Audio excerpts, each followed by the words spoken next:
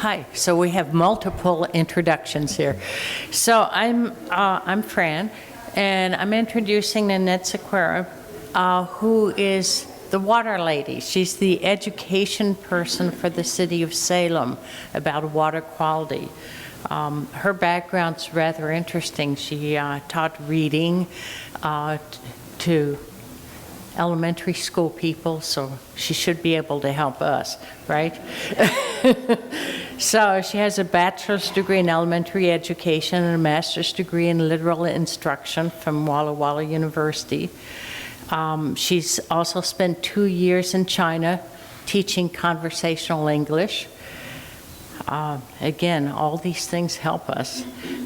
She was interested in college originally about marine biology, and now has spent the last X number of years teaching about water quality. And in Salem, we are extremely privileged to have good water quality, and Nanette will tell us about it. You also get to do a field trip if you're real interested.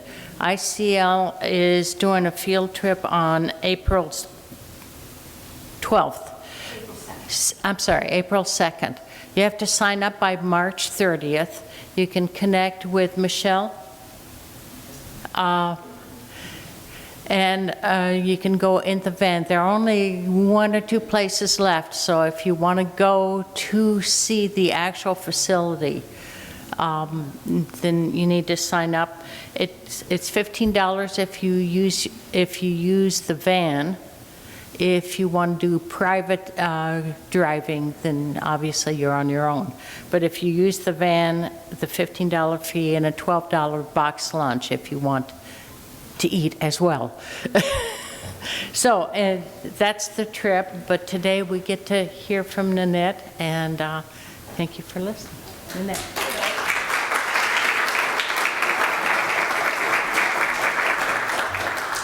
All right, good morning, almost afternoon. Again, my name is Nanette Sequeira, and I am an elementary teacher. So this presentation, part of it is what I do in the elementary schools. So if you feel like I'm talking, sorry, allergies. If you feel like I'm talking down, it's because I'm not. I'm just used to talking to an elementary crowd. So, So I taught elementary school for 20 plus years, and a year and a half ago I decided to step out of the classroom and do something a little different. The City of Salem, amazing, had the most perfect job for me. Water Education Instructor. My favorite place in the world is to do anything with water, and I love teaching, and I thought, oh my goodness, it's come full circle. I'm a water teacher. I love it. So I get to go into classrooms and at events and spread the news about how amazing our water is. Anything to do with water cycle, watershed, how much water we have on Earth. So I get to go in and help those teachers who are hitting those standards in their science curriculum for different water aspects. This class I created because they wanted me to go outside of the classroom and to go into more of the community. And when I came on board, I had no idea where Salem got its water from. Does anybody know where, I'm sure you guys know where Salem gets its water from? Yes. Okay, so a lot of things will probably be, yes, I already know that, but it's okay, it's a good reminder. And again, this is just a fun activity. And I created this class thinking of people who have no clue, like me, about how we filter our water and how we get our water here to Salem. It's a pretty interesting story. So I am going to, not that one. There we go. So again, Nanette Sequeira, kind of already had the introduction there. And so today, we're going to do a brief history on Salem's drinking water system. We're going to do a hands-on activity, a challenge. I have a challenge for our audience. And we're going to talk about how does Salem treat its water. And I'm not going to go really in depth. We're going to be able to go and see a lot of this facility out on Guerin Island, which is one of my favorite places to visit. It's an actual island and it's not open to the public, so it's a beautiful spot. It's one of my happy spots. So this is basically our outline for today, but sorry. Oh, allergies. Sorry, just a minute. I gotta get a drink. Okay. Oh. Ugh. How would you like to turn on your sink? Oh, sorry. See, I'm not used to a mic. I'm used to being a teacher roaming. Sorry. How would you like to go to the sink or turn on your dishwasher and have this come out of your faucet? No, none of us would like that. So our job at the City of Salem is to make sure that that doesn't happen. And today we're going to go over that to explain a little bit how, and how amazing our water is. Some people say we have some of the cleanest water in the state of Oregon. Some people say United States. I don't know about that, but I do know where we get our water source is pretty amazing. And what's between us and our water source is also part of the whole system. It really helps. So let's begin. I'm going to take you back, a brief history on Salem's drinking water. Oops, I'm going backwards. Sorry. Here we go. So we are on Kalapuya land. Sorry. We are on Kalapuya land, and the Santiam tribes, we also have Silts or Silets. Sometimes I don't get that pronunciation correct, but this land here where Salem has been built used to be a seasonal hunting ground. Tribes would come in, they would gather the camas, they would hunt, fish, and get supplies. And so that is how, and one of the reasons why they came to this area is because of the water. We have, of course, our amazing Willamette River right here. We have over 90 miles of creeks within the city limits of Salem. So we have a lot of water around us. And then, of course, all the water in Cascades and all our aquifers below us. So water in Salem is plentiful. So the Kalapuya would come into this area for the pristine water and as a location to stock up on their supplies. So let's start in the 1840s. I got to move this a little bit so I can see it because I don't have this memorized. So Jason Lee, a lot of you remember or have heard about Jason Lee, one of the first Methodist missionaries to our area. He established a mission which later became kind of like a fort or a compound, and that was kind of the start of this area being settled by settlers from the east. The Willamette River offered a pristine and safe place for drinking. They had plenty of water, and he thought this would be a great area to start doing some industries and to start developing a township here.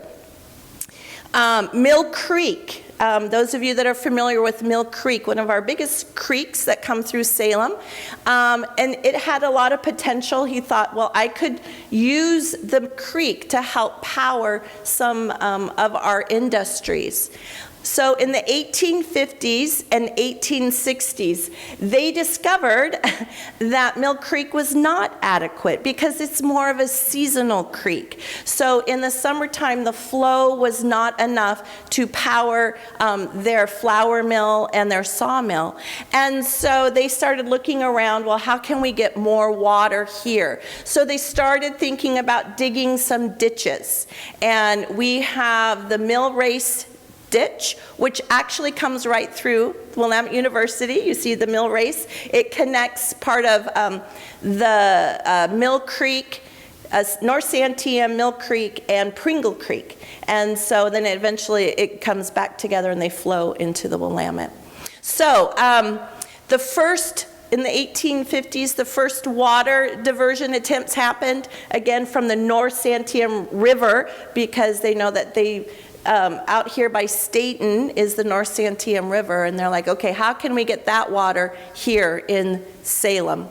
1857, we all know that, Salem was officially made into a city, and 1868. One of the problems that they had was attracting businesses to downtown Salem at the time, because there was no infrastructure. We did not have any pipes or anything. So people were having to get water from the Willamette and bringing it in barrels to their homes. Some people had shallow wells on their property in town, so they were able to use well water. But a very industrious, the first water program, water company that started was by a gentleman, Li Tong, of Chinese descent. He had got these used oil barrels, cleaned them out, I hope, and he would go down to the river and fill them up, put them on his wagon, and go up and down the street selling water to businesses for the day. So he was our first entrepreneur here for our water industry in Salem. Going into the 1870s, the first piped water system was created. They realized that, okay, we're going to have some pipes. So they started, a lot of them were made out of wood at that time, but there were pipes coming into downtown Salem from the Willamette. And so because of that, business started booming. And they even built an 80-foot wooden water tank. And it was down here, I think it was near Ferry Street. And there was a huge 80-foot wooden square tank that they would put the water in, so they'd have pressure enough to go to the different businesses. There also was a water wheel here in Salem. It was a 30-foot drop over near High Street, and so they put a huge water wheel in to help bring in the water. And because of that, it kind of created this boom in downtown. But as you can imagine, with population increase, with not having any kind of sewer system, everything went back into the Willamette. So all of your industry waste, all of your personal household waste, you can imagine direct lines right into the river. So the Willamette started getting polluted, and it got to a point where it was making people sick. And in R.S.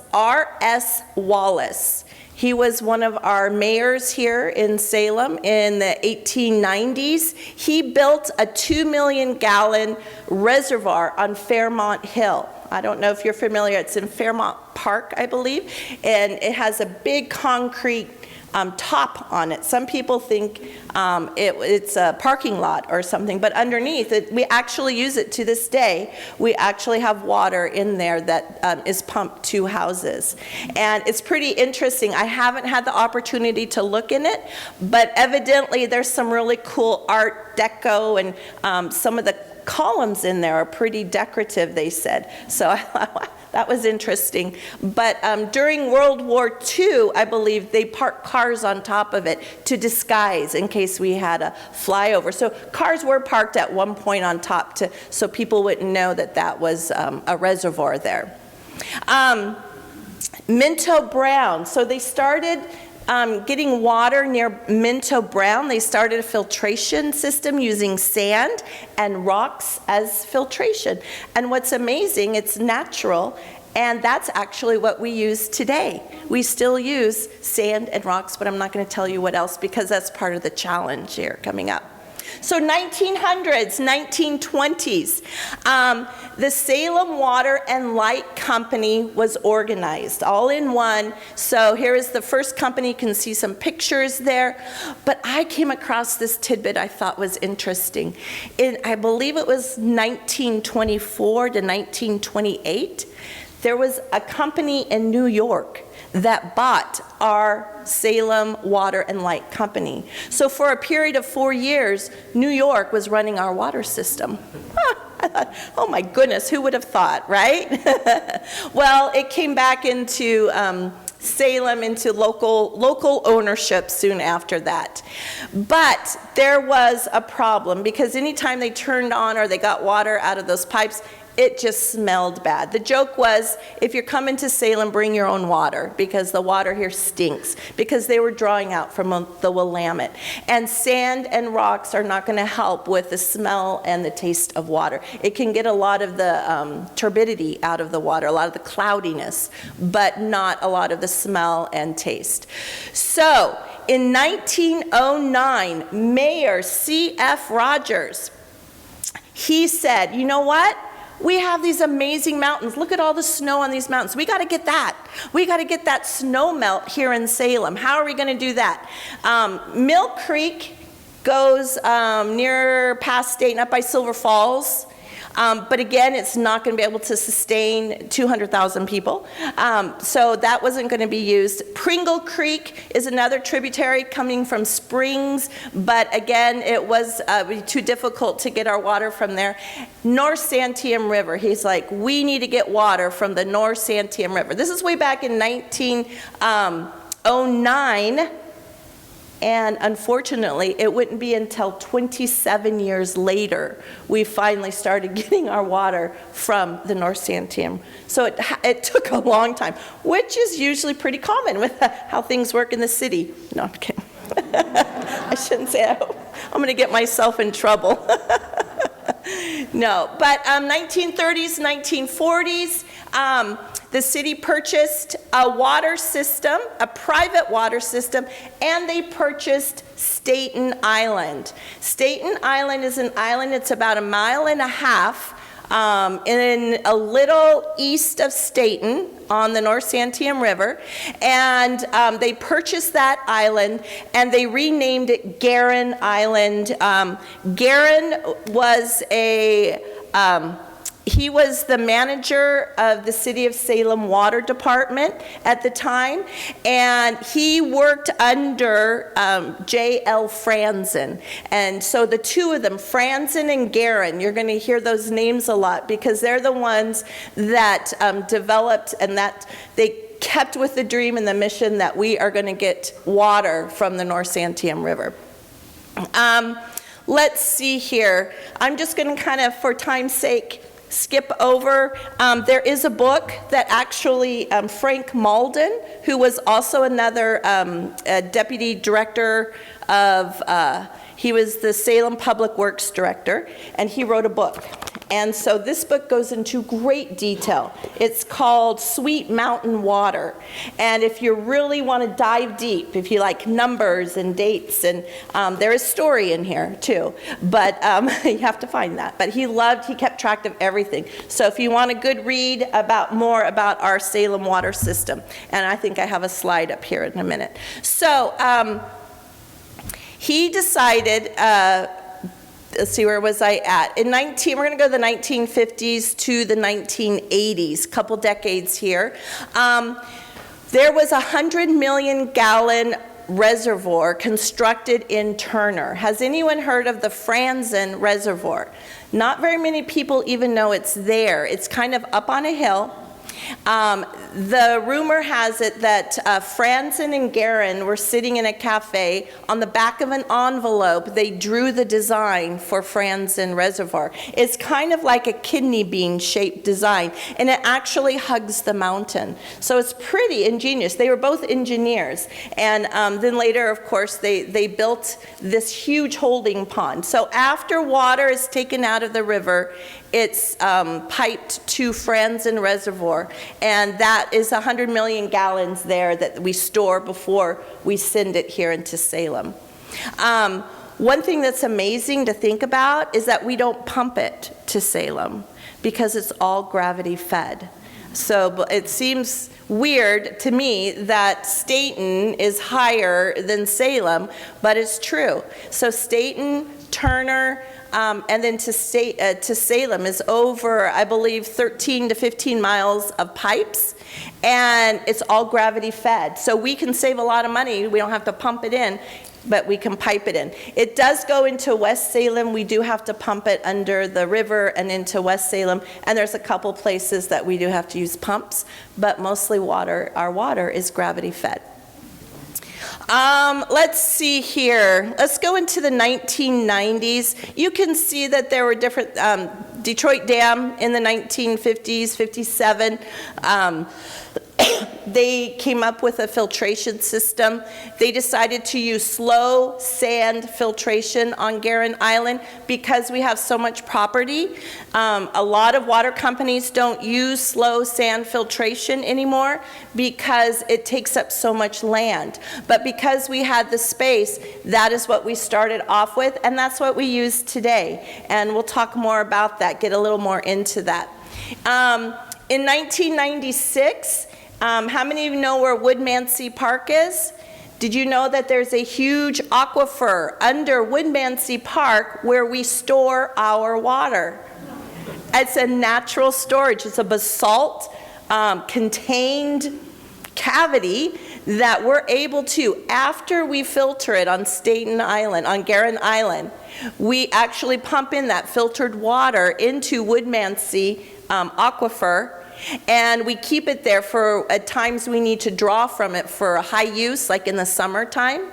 And we just have to test it, sometimes add a little chlorine, but other than that, it stays perfectly because there's no inlets or outlets, and it stays perfectly filtered. So next time you're at Woodmansee Park, as you're driving in, look over to the right. You'll see a chain link fence and a little building. If you have a water quality report, which are back on the back table, on page 25 has a clearer view of that, and you can read more about that. So 2018, does anybody remember 2018 when we had to shut down the water system? Yes, because of the toxins, the cyanotoxins. Well, what's amazing is that up until that time, our water filters worked fine, just with the slow sand filtration.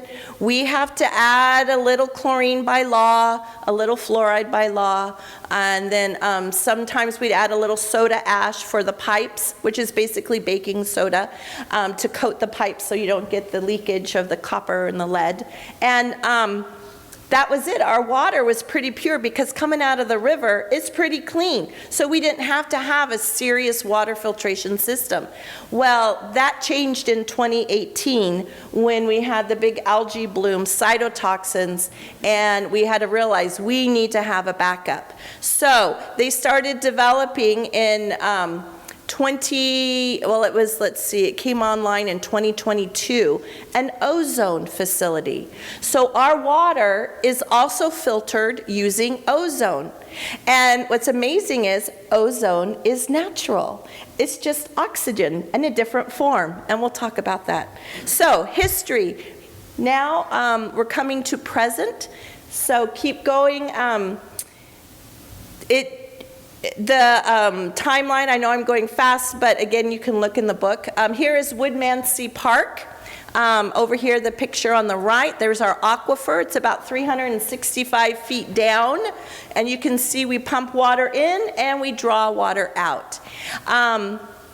So we can store up to about 700 million gallons there. So that's going to really help us in the future. 2025. We had to declare a state of emergency. I don't know if it was just recently, last year, and some people are like, what's wrong with our water? Nothing.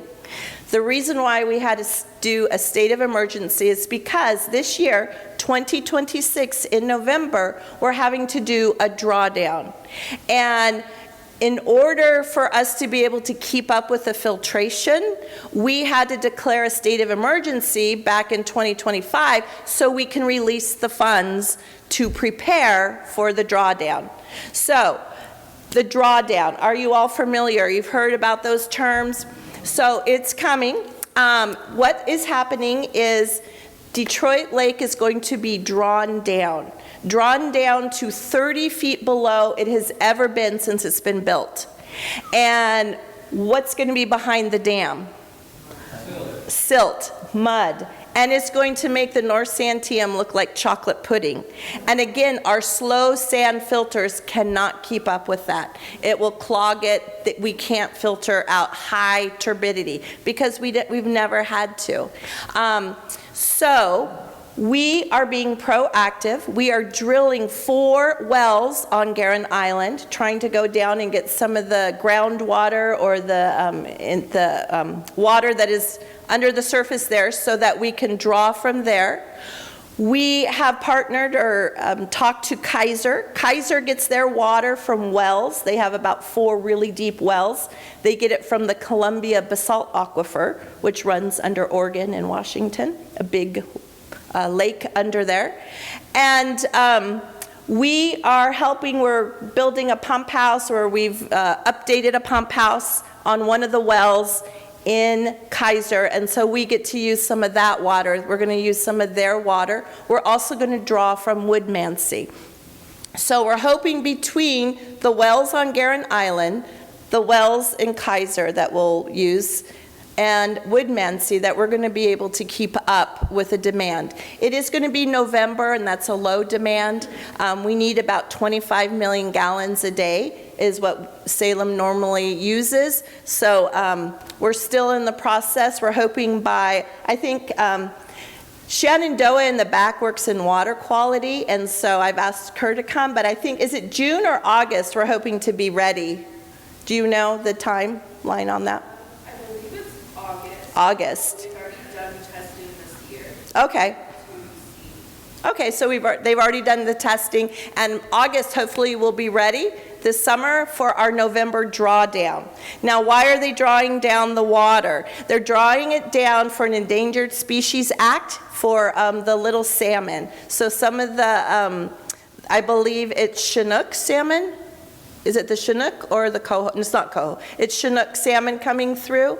And what has happened when they built Detroit Dam, they did not build it with salmon in mind. They did not build a fish ladder. So what we have been doing is we've been actually trucking the little salmon around the dam. We actually collecting them, putting them in a truck as much as we can, a water tank. We drive them around the dam. The adults, we do the same thing on the way up, trying to keep the salmon population above the dam like it was. And so that's not really working. They say that's not enough. The salmon are now becoming on the endangered species list. And so Army Corps of Engineers are going to be lowering the water. Luckily, they told us ahead of time, so we are able to prepare for that because that is our main water source. Staten, the city of Staten, they have their own water treatment. They're also dealing with the problem too. We really don't know what's going to be coming down the river, but we want to be prepared. So that is why we are building other areas where we can be getting the water from. So that's basically the Detroit drawdown. It should last about, they say, about 3 weeks, and then we'll be able to raise the water up again. Hopefully we'll do it slow enough that we won't have a lot of turbidity, but again, we just want to be prepared. So if you start hearing about, oh, they're gonna shut the water down, no, we're not. We're prepared, we're getting ready for it. So that takes us to now. So any questions on any of the history of our Salem drinking water? Oh, sorry, yes. See the teacher in me. We'll save until the end. Okay, here we go. So this is the book where a lot of that information came from, Sweet Mountain Water by Frank Malden, if you are interested. The ozone facility treatment is named after Frank Malden, the Frank Malden ozone treatment. Okay, so where do we get our water from?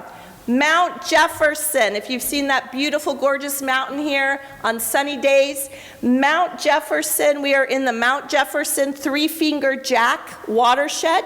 Water comes down between those two mountains and into Detroit Lake. or sometimes river if they lower the dam, and it comes into the North Santiam River. There are no industries. We don't have huge municipalities between us and the mountain.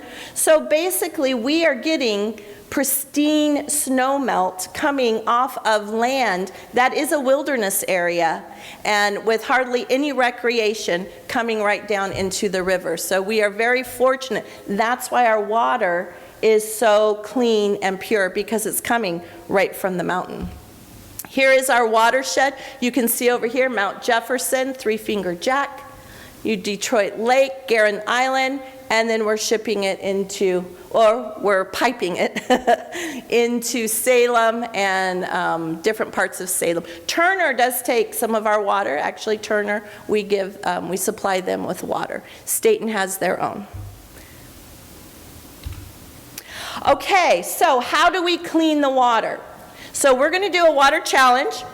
I'm going to move. Are you okay if I talk like this? No. Oh, I have a mic. Okay, you'll have to remind me to keep the mic up. So if we want to turn on the lights, there we go. So how does water get dirty? This is going to be awkward because I just remembered my clicker is over here. Okay. How does water get dirty? Okay, we have pet waste. Have you ever been to a park? Right? And not everybody decides to pick up after their pets. So what happens when it rains? Where does all that poop go? Right into the lowest point, into our creeks and streams. All of our creeks and streams run into the Willamette to the Columbia to the ocean. So we can be polluting the ocean right here in Salem, which is, sometimes people don't think about that, especially school kids. They're like, what? So pet waste. It has E. coli. It can make us sick. It can make the aquatic animals sick. So that dirties water. What else dirties water? Someone want to shout it out? Household chemicals, okay? Bleach, chlorine, things that we're using, washing our cars, right? The best place to wash your cars on your front lawn, not in the driveway, not on the roads, because all of that water goes into our storm drains. Where do the storm drains lead? Directly into a creek. We do not clean anything that comes off the road or the neighborhoods, off the streets, sidewalks. We do not clean that water. It goes directly to the local, whatever creek is nearby, and it goes directly into the Willamette, Columbia, ocean. So we have household chemicals. What else? Cigarette butts. So trash. If you've ever been driving and you see some of our creeks, unfortunately, or our waterways, or our streets, trash. I can drop a Chick-fil-A bag right out here at Willamette University. It can go into the Mill Race. The Mill Race goes over here into Mill Creek. It goes into the Willamette. My Chick-fil-A bag that I dropped here can make it into the Columbia, can go from the Columbia into the ocean. So right here at Willamette University, garbage can end up in the ocean. So we need to do our part, making sure that we're keeping our creeks and streams clean. Car oil, if we don't service our car. The rubber, there's your forever plastics from our tires. I learned about something new, brake dust. I never knew about brake dust. If you slam on your brakes, those little pads kind of release a little bit of that rubber plastic that are slowing our cars. We have brake dust. It gets on the road. All the water, everything from the road washes right into our creeks and streams, polluting. Okay? What about soil? What about the times when people, I want to cut all the plants near my creek because I want to see my creek. They cut down all of the plants. Those plants and trees along a river or creek in the riparian zone are going to be grabbing that soil. But if we cut them down and we don't replant, all that soil is going to cause high turbidity, and look what it's doing to our creeks. Fish cannot get their oxygen, the aquatic animals, so it's clogging up their little gills. Construction companies that don't use the filters, the bioswales or different filters that we use for them, so all the construction garbage doesn't go into our roads. So how does this water look? Would you like to turn on your faucet? Or do you think a creek, this would be great for a creek? No, so we have a challenge. I've already asked 4 people if they will come up here. The 4 people, you're gonna, look what you get to drink. You can choose a filter. There's yellow, blue, red, or green. So you can get audience help. You are going to build a filter. If you want to look at the screen, I'm going to go over directions. We're going to build a filter, and we're using the same materials that the City of Salem uses. So you have a choice. On the very outside, you can choose a coffee filter, a screen, or a paper towel. And you're going to put the rubber band right on the outside. So it's going to look like this. So whatever filter, you can ask the audience what you should use. If you want to, you're going to put it on the outside, the first filter. You just need one. We don't get to use either or, right? Nope, you had to choose. Sorry. Okay, there should be a rubber band at each one. So they're going to put, again, these are just pop bottles that are cut in half, and we're going to create a water filter to see if we can clean up this water. Okay, how are we doing? You need a screen. I have a screen right here. There you go. Yeah, oh, there we go. Okay, so we have some screens. You can use a screen or a coffee filter. We have a lot of screens. Oh, we're going to use a coffee filter? I think so. You can't use both, one or the other. So after you have your rubber band, you're going to put it into the bottom of on your tray. Now you get to choose. So you have 4 options, but you only get to choose 3. And your options are, you can choose fish rocks, pea rocks, wood chips, or sand. And you can choose which layer goes in first, second, and third. But you can only choose 3. If you want audience help, you're welcome to ask the audience, what should they put in first?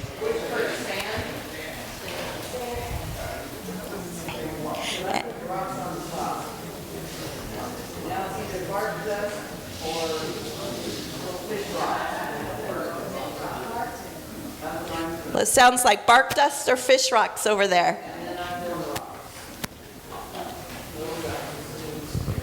Okay, so again, you only get to choose 3. So you're going to have 3 layers.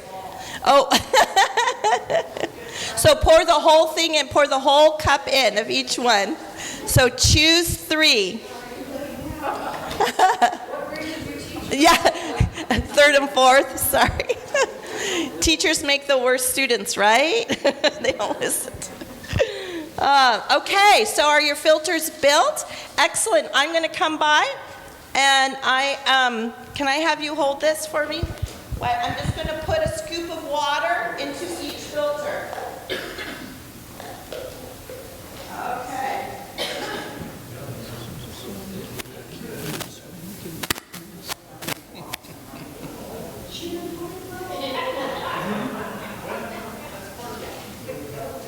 What would you do different next time?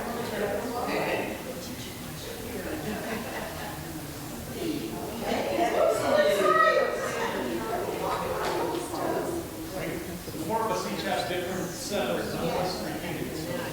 This will be very interesting. You are welcome to go and sit down, and then we will test why it's filtering through, because remember, we use a slow sand filter. Microphone. Thank you.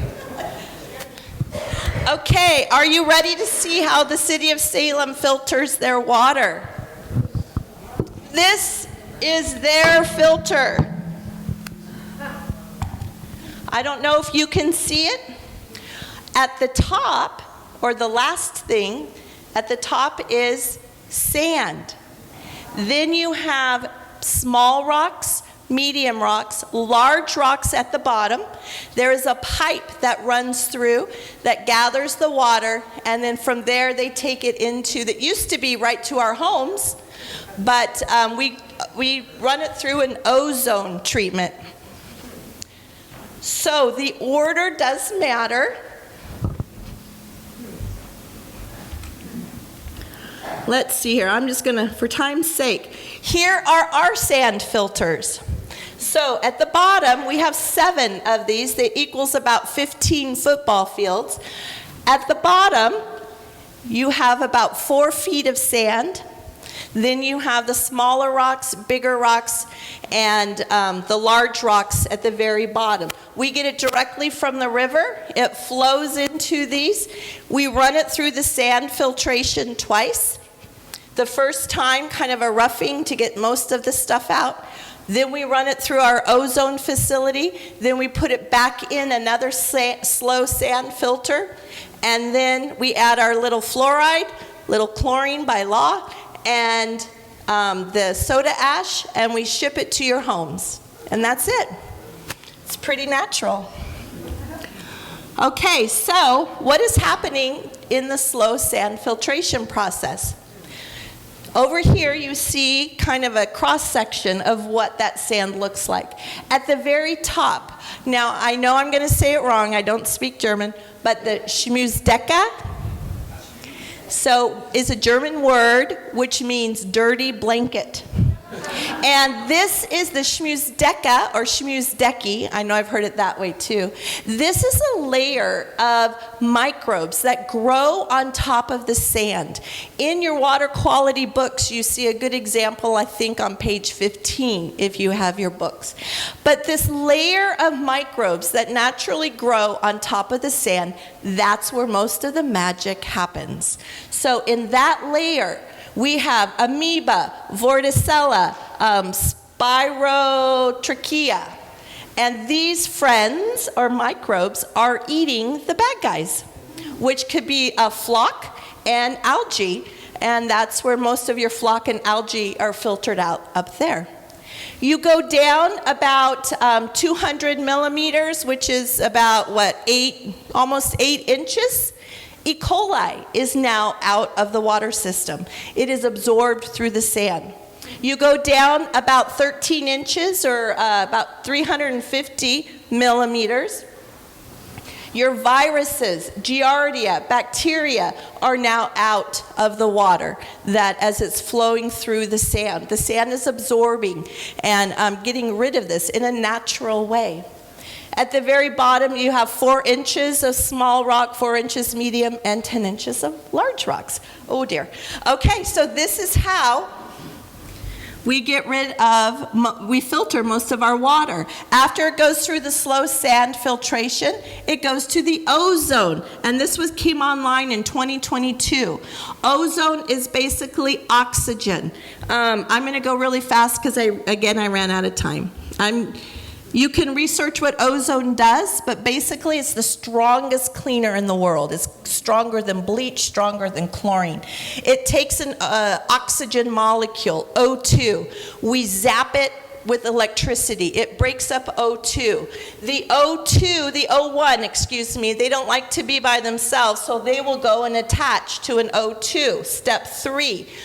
O1 plus O2 is O3. You now have ozone, but it's not stable. It lasts for about 10 or 15 minutes. We run water through the ozone. It gets the cytotoxins. It gets all the bad, really bad viruses and bacteria on a cellular level, and it destroys it. So it then, after it becomes destabilized, you go back to the oxygen, will go back to O2, and we release it into the atmosphere. It's just oxygen again. And if there is any residue of O3 left, we do put a little hydrogen peroxide in the water. Hydrogen peroxide, H2O2, plus O3, you get H2O and O2. So when you put hydrogen peroxide, anything that's left over is going to come out as pure water and as oxygen. So we use oxygen to help clean your water. Okay, that is just kind of an overall diagram of the process. All right, so it goes up to, and there's the pipes. I have to go fast because I'm being told I have to hurry. It finally comes right out to your sinks after going through that filtration process. I am going to look to see who was the cleanest. Let's see. Turbidity, well, look at the difference. There's definitely a difference here in color. That was number 4. Here is number 3. Ooh, that one's looking good. Look at that one. I do have a turbidity reader, but I think because of time, I'm not able to use it. This one's still kind of cloudy, I would say it was a little more high turbidity. There's 1, and then here is 2. Ooh, what do you notice about the amounts? The least one is the cleanest. So think about slow sand filter. So if I was judging, I'm going to say number 2 is the cleanest. Who is number 2? Yay! Come on up and get your prize. Can you tell us what order you put the materials in? Coffee filter, then the largest coffee filter, the largest rock, but I only used a little bit of it because, and then the pea size, and then the sand. Oh, so what was on top? Sand. So she did exactly how we filter our water at the City of Salem. And it goes the slowest, and it is the cleanest. All right, you guys have been a great audience. I hope you've realized about how amazing our water is, the history, how special we are to have good water. If some of you are saying, well, my water's not very good, look at your pipes. We didn't put in all the pipes to the houses, but the City of Salem is delivering some amazing water to you. In the back, we have water conservation kits you're welcome to sign up for, indoor and outdoor. If you are a Salem water customer, you are welcome to sign up and we'll ship one to your house.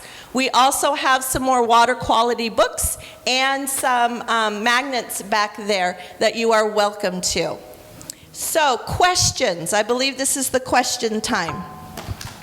Oh, thank you.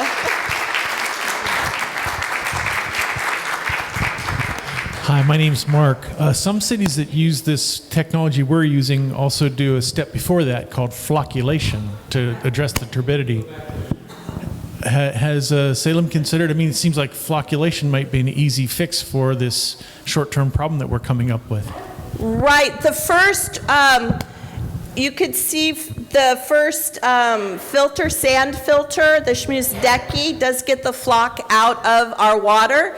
And I believe we don't have that much because it is coming from the mountain. So, yeah. I'm not aware of other processes they're looking into.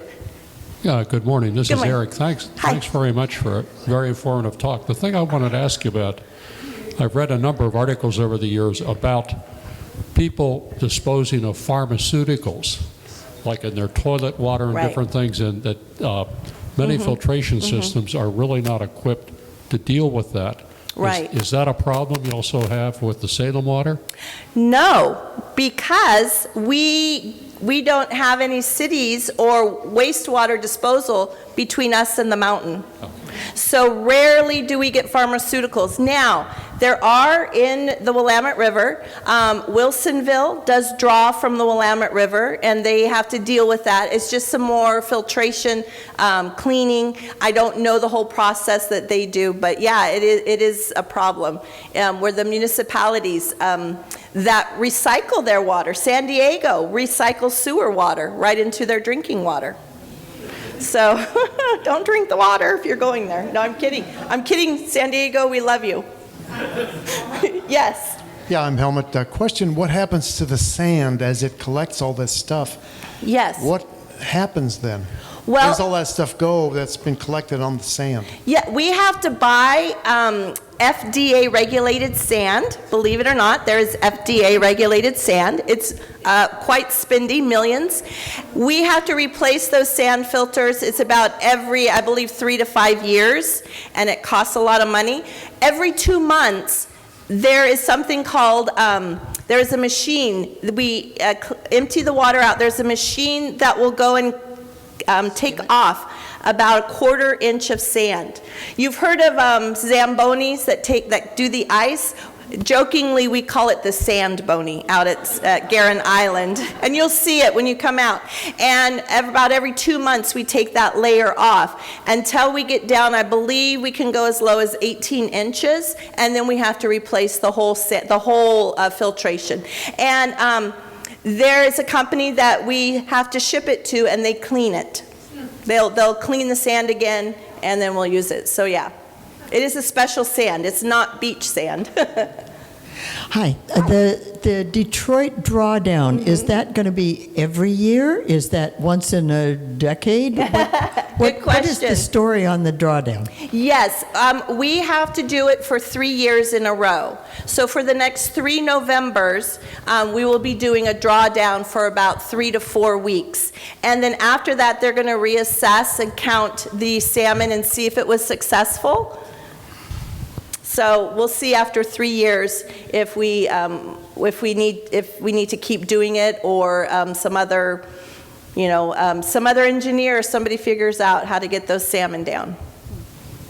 Hi, this is Brenda. I'm curious, as we have lower snow levels, what's the plan to have more water if we've got less snow and that's what we're counting on? Right. No, good question. So it won't affect us this year, the low snow. It would be the following year. But again, we have our aquifers that we're pumping more water into, Woodmansey, and we have the wells, and hopefully we have enough that we can keep up with it. Otherwise, we'll go into a water conservation, which there are kids back there. Did I mention that? Oh, thank you. Hi. Hi. I'm Bonnie. Hi. Should we be filtering our water? It seems like everybody is sold getting a water filter in their house. Right. Is that necessary? You know, if you look at the results you got on the test and the water quality, we actually, if you're getting it right out of the pipe, the main pipe, no, you don't need a filter.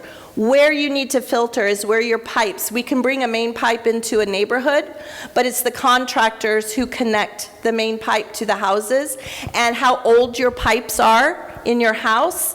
Sometimes some people prefer to have a water filter because of the pipes. So preference, we do ship, we're always below what the EPA asks us to release water. We're like way below what is usually released as far as testing and stuff. Okay, you guys have been great. Thank you so much. I look forward to seeing you at Guerin Island. I will be out there, and I'll be able to show you these amazing places and our amazing director out there. So I look forward to seeing you in April if you choose to come on our field trip. Thank you.